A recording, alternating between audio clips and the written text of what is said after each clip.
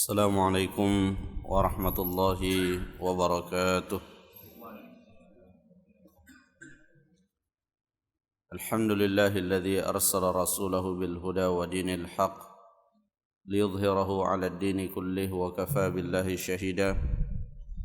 أشهد أن لا إله إلا الله وحده لا شريك له وأشهد أن محمدا عبده ورسوله. اللهم صل على محمد وعلى آله وصحابته ومن صار على نهجه واهتدى بهديه واستنى بسنته إلى يوم القيامة. أما بعد، معاشر المسلمين جماعة صلاة subuh rahimani wa rahimakumullah. Alhamdulillah, pada kesempatan ini kita kembali melanjutkan kajian kita dalam kitab Taisirul Karimir Rahman fi tafsir Kalamil Mannan. InsyaAllah pada kesempatan ini kita akan mengawali penjelasan pada suratul Insyiqaq.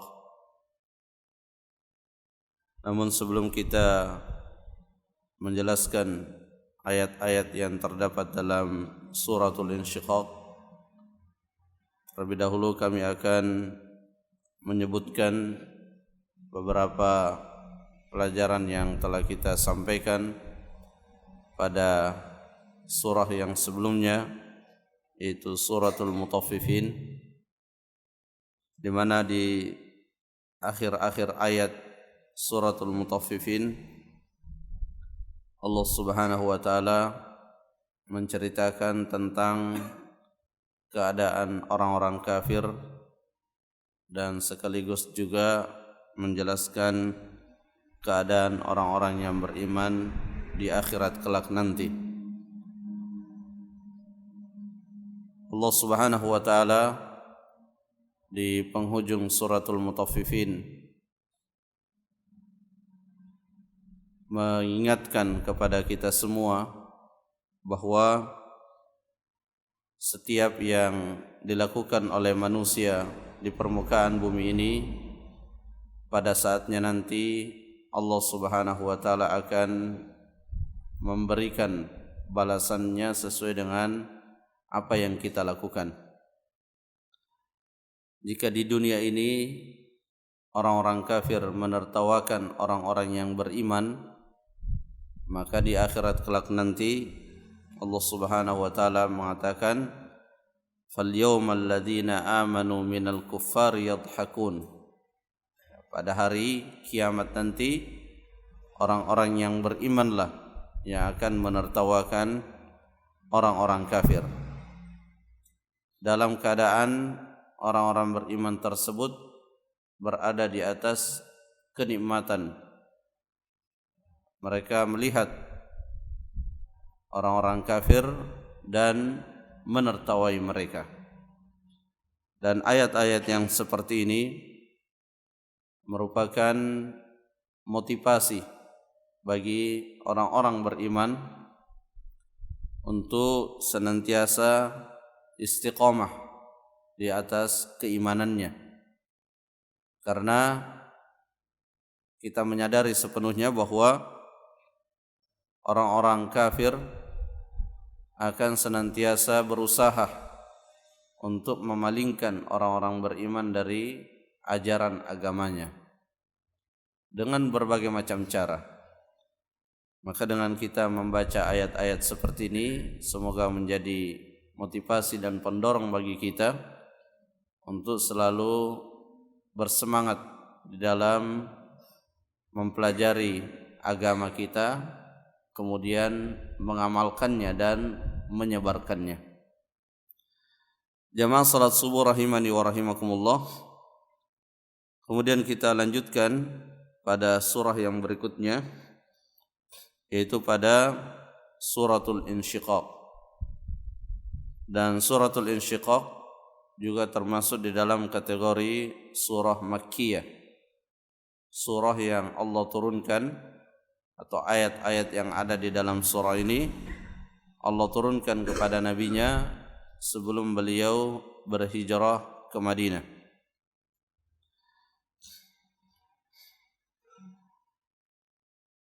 Bismillahirrahmanirrahim. Idza as-samaa'u syaqqat.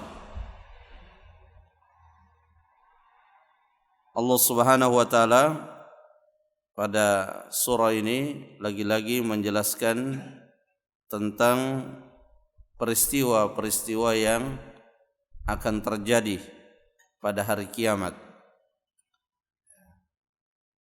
Dan ayat-ayat yang seperti ini yang disampaikan oleh Rasulullah sallallahu alaihi wasallam termasuk di antara bukti akan kebenaran akan kenabian Rasulullah sallallahu alaihi wasallam.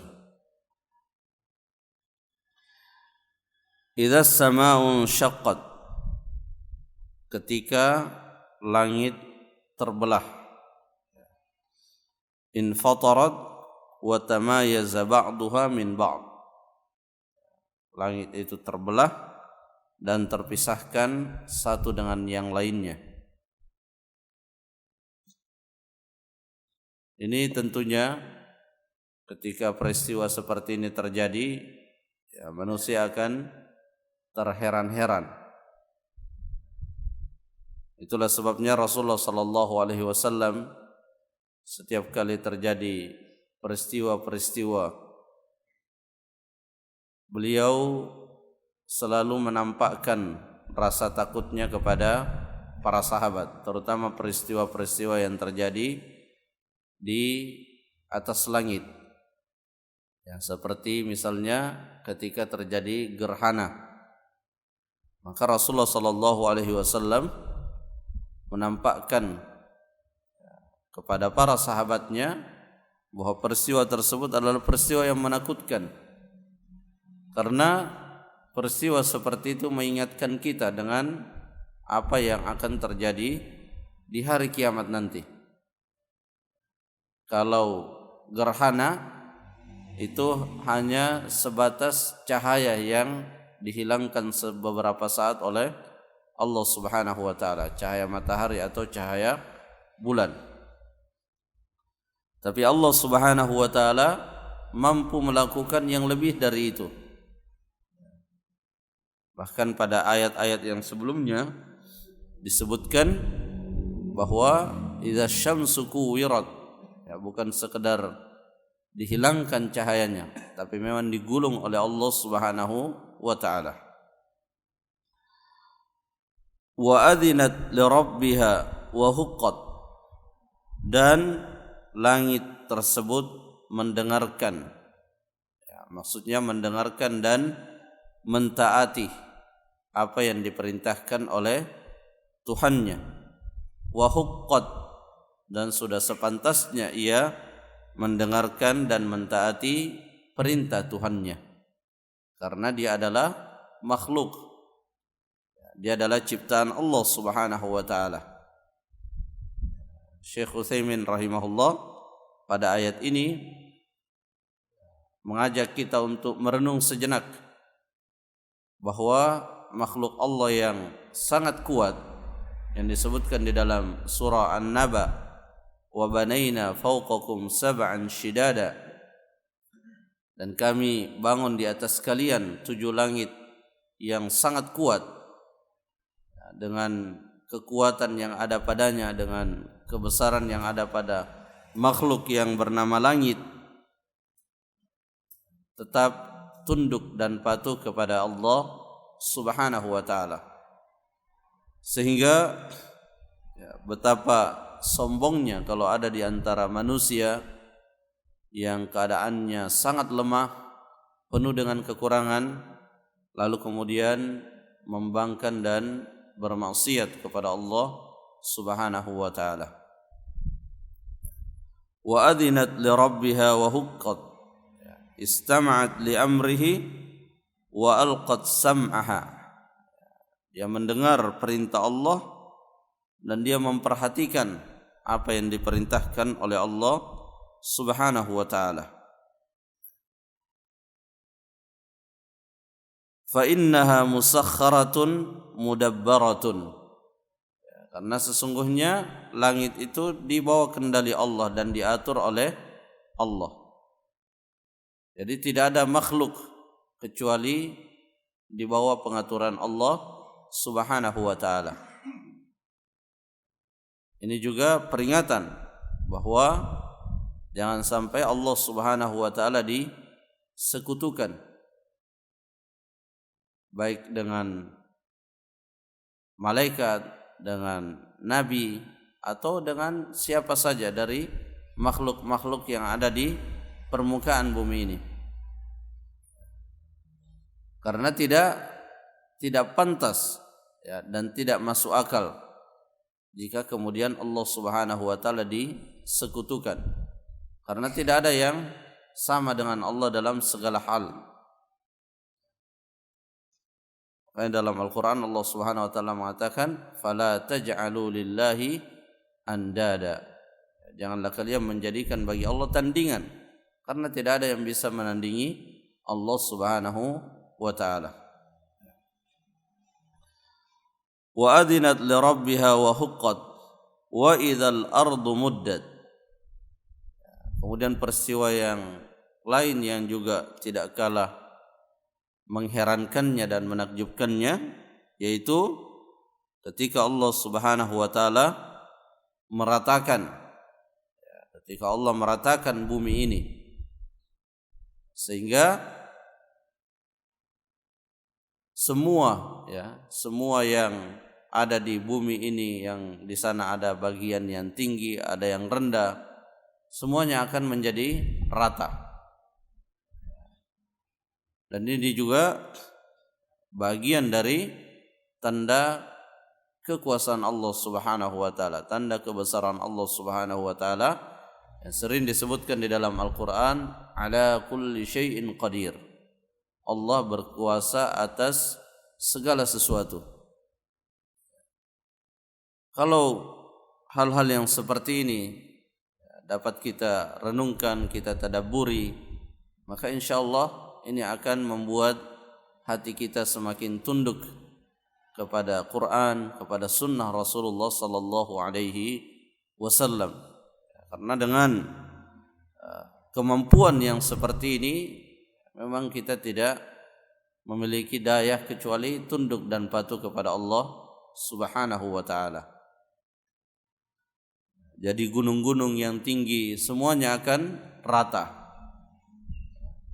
sehingga semua bisa terlihat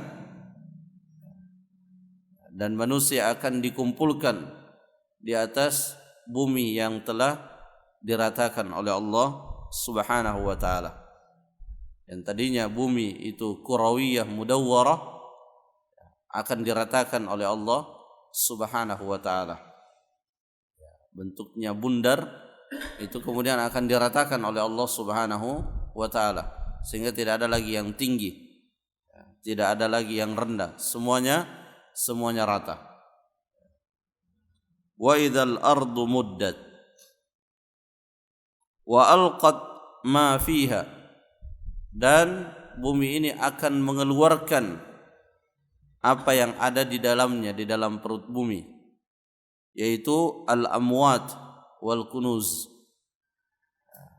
mayat-mayat yang selama ini dikuburkan di dalam perut bumi, nanti pada hari kiamat akan dikeluarkan seluruhnya. Wa takhallat, dan perut bumi akan kosong, tidak ada lagi mayat yang ada di dalamnya, semuanya akan dikeluarkan dan dikumpulkan di atas permukaan bumi yang sudah diratakan. Yang di dalam hadis Nabi sallallahu alaihi wasallam menyebutkan semua manusia akan dikumpulkan pada hari kiamat, yuhsyarun nasu yaumal qiyamati hufatan uratan ghurla, dalam keadaan hufat, tidak memakai alas kaki, dalam keadaan uratan, tidak berpakaian, dalam keadaan ghurlan, tidak berkhitan. Manusia dikumpulkan sebagaimana disebutkan oleh Allah dalam Al-Qur'an, kama bada'na awwala khalqin nu'iduh, sebagaimana kami memulai penciptaan manusia, maka kami akan kembalikan. Dan itu tidak sulit bagi Allah Subhanahu wa ta'ala.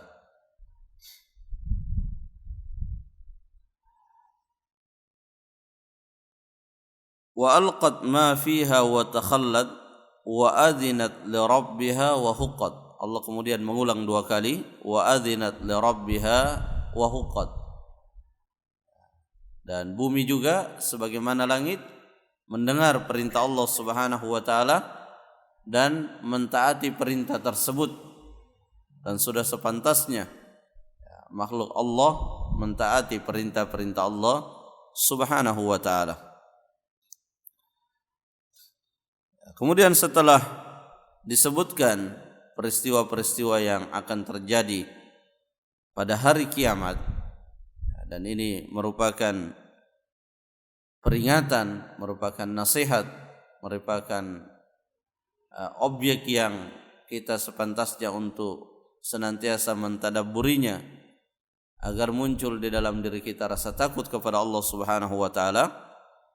Allah kemudian memanggil seluruh manusia, ya ayyuhal insan, wahai sekalian manusia, innaka kadihun ila rabbika kadhan famulaqihi. Innaka kadihun, yakni innaka sa'in ila Allah wa amilun bi awamirihi wa nawahihi. Ya, wahai sekalian manusia, sesungguhnya kalian melakukan amalan-amalan yang mana ketika manusia melakukan amalan di muka bumi ini, dia sesungguhnya sedang berjalan menuju kematiannya untuk bertemu dengan yang namanya hari kiamat. Dan apa yang dikerjakan oleh manusia hanya 2 kemungkinan saja. Amilun bi awamirihi wa nawahihi. Dia mengamalkan apa yang diperintahkan, baik itu perintah berupa melakukan sesuatu atau perintah meninggalkan sesuatu. Wa nawahihi, atau yang dia lakukan adalah larangan. Baik larangan berupa meninggalkan yang diperintahkan atau larangan berupa melakukan apa yang dilarang. Wa mutaqarribun ilaihi imma bil khairi wa imma bisyarr. Dan manusia setiap waktu yang dilewatinya di dunia ini akan senantiasa mendekatkannya kepada yang namanya kematian. Apapun yang dia lakukan, dia melakukan kebaikan atau keburukan, itu akan mendekatkannya kepada yang namanya kematian. Tapi Allah katakan famulaqihi. Ketika nanti seseorang wafat, maka dia akan berjumpa dengan Allah Subhanahu wa taala pada hari kiamat, dan tidak ada yang luput satu orang pun dari balasan yang telah Allah siapkan. Jika orang tersebut adalah orang yang berbahagia, maka dia akan mendapatkan balasan kebaikan-kebaikan. Jika orang tersebut adalah orang yang melakukan amal kebaikan selama dia berada di dunia ini, maka ia akan dibalas dengan amal-amal kebaik, dengan balasan-balasan kebaikan. Demikian pula sebaliknya. Dan ketika Allah Subhanahu wa taala membalas hambanya, maka Allah Subhanahu wa taala membalas hambanya dengan keutamaan yang Allah miliki. Dan bagi mereka yang melakukan perbuatan dosa dan maksiat kemudian dibalas dengan siksaan, maka itu adalah cerminan adilnya Allah Subhanahu wa taala. Sehingga tidak ada satu pun dari manusia yang terzalimi oleh balasan yang Allah berikan. Tidak ada yang terzalimi, dan Allah sering mengulang hal tersebut di dalam Al-Qur'an. Wa ma zalamnahum walakin zalamu anfusahum. kami tidak menzalimi mereka, tapi mereka sendiri yang menzalimi diri-diri mereka. Kemudian setelah disebutkan tentang keadaan manusia di akhirat, di mana keadaan yang akan dialami oleh manusia di akhirat berkaitan erat dengan keadaannya pada saat ia masih di dunia, Allah Subhanahu wa taala kemudian menjelaskan seperti apa hari perhitungan, hisab. Dan di dalam penjelasan ini Allah membagi dua keadaan manusia. Fa amma man utiya kitabahu biyamini wa hum ahlus sa'adah. Dan bagi siapa yang diberikan kitabnya, maksudnya catatan amalnya, biyaminihi, dengan tangan kanannya, maka fasawfa yuhasabu hisaban yasira, maka ia akan dihisab dengan hisab yang mudah. Rasulullah mengatakan man nukisha fil hisab halak. Siapa yang didebat di dalam perhitungannya maka dia akan binasa. Bentuk kemudahan, bentuk kemudahan yang akan didapatkan oleh orang yang diberikan catatan amalnya dengan tangan kanannya itu adalah sebatas Allah mengatakan engkau telah melakukan dosa ini pada hari fulan. Kemudian orang tersebut mengatakan iya. Kemudian Allah mengatakan inni qad satartuha alaika fid dunya fa ana asturuha laka al-yaum. Sesungguhnya aku telah menutupi dosamu ini di dunia dan hari ini juga aku menutupinya dan mengampuninya. Itu saja. Itu saja bentuk perhitungan yang mudah. Dan inilah makna dari firman Allah Subhanahu wa taala dalam surah Al-Zalzalah, "Wa may ya'mal mithqala dzarratin syarran yarah." Orang akan melihat, orang akan diperlihatkan setiap keburukan yang dilakukannya. Bagi orang-orang beriman yang timbangan amal solehnya lebih berat, dia akan melihat amal keburukannya, tetap dia akan melihatnya.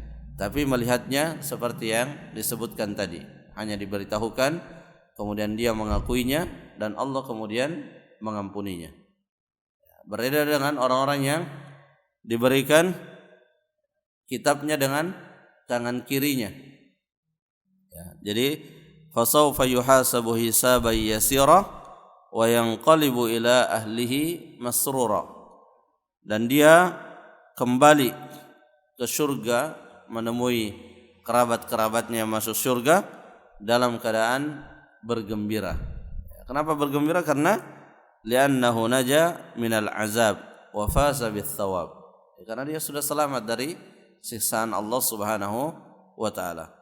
Kita berdoa kepada Allah semoga diberikan kemudahan di dalam yaumul hisab, di dalam hisab nantinya. Wa amma man utiya kitabahu wara'a dhahri. Dan siapa saja yang diberikan kitabnya, jadi kitab inilah yang dengan kitab inilah semua manusia alimat nafsun ma ahdarat. Ketika diberikan kitabnya, seluruh manusia akan mengetahui dan mengingat apa saja yang pernah diperbuatnya ketika masih di dunia. Alimat nafsun ma ahdarat. Sehingga orang-orang kafir heran dengan catatan ini. La yughadiru saghiratan wala kabiratan illa ahsaha. Ma li hadzal kitab. Orang-orang kafir keheranan. Ini kitab macam apa ini? Tidak ada yang tersisa sedikit pun. Semuanya ditulis. Ya, bukan hanya yang besar-besar, yang kecil-kecil pun ditulis. Sehingga jangan kita meremehkan kebaikan meskipun kecil karena pasti akan ditulis. Demikian pula sebaliknya, jangan kita meremehkan keburukan meskipun kecil karena itu pasti akan ditulis.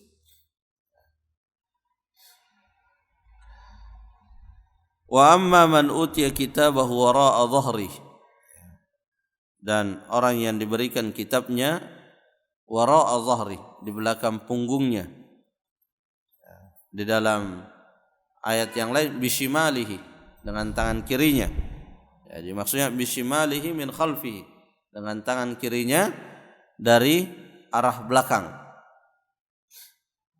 Fasawfa yad'u thubura, mereka akan memanggil dengan mengatakan celakalah diriku. Dia baru menyesal pada saat itu. Dia baru menyesal kenapa tidak mengikuti Rasulullah sallallahu alaihi wasallam ketika masih berada di dunia. Dia baru menyesal kenapa ia lalai di dalam mempelajari Al-Qur'an dan sunnah Rasulullah sallallahu alaihi wasallam. Baru muncul penyesalan-penyesalan. Dan penyesalan yang terbesar itu dirasakan oleh orang-orang kafir. Sampai mereka meminta kepada Allah, ya Allah kembalikan kami sesaat ke dunia untuk memperbaiki apa yang buruk yang telah kami lakukan sebelumnya. Fasawfa yad'u thubura,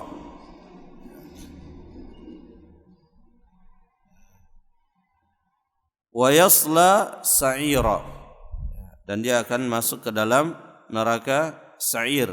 Tuhitu bihi sa'ir min kulli janib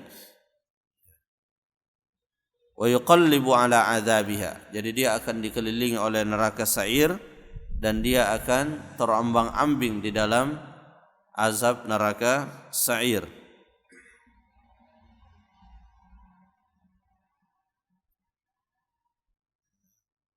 Kemudian ayat yang selanjutnya, innahu kana fi ahlihi masrura.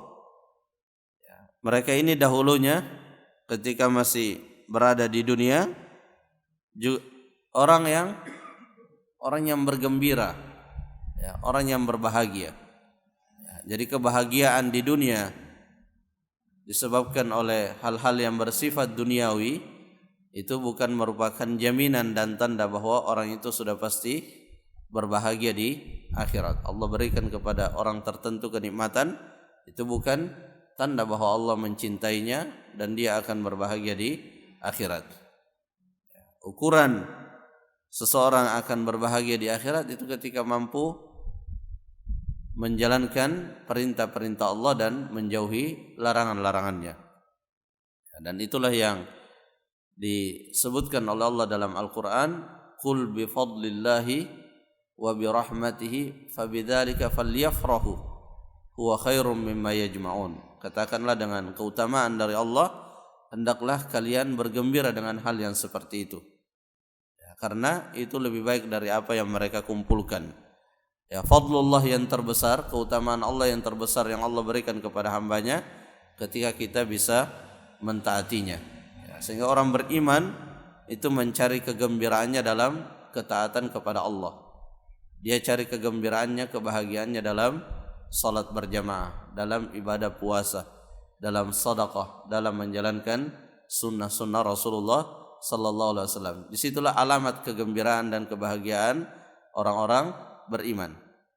Adapun pada hal-hal yang bersifat duniawi, maka itu kegembiraan yang sifatnya hanya sementara saja. Tapi kegembiraan yang didapatkan dari ibadah, dari mengamalkan sunnah, itu kegembiraan yang tidak hanya akan dirasakan oleh seorang di dunia, tapi juga akan berlanjut di akhirat kelak nanti. Innahu kana fi ahlihi masrura.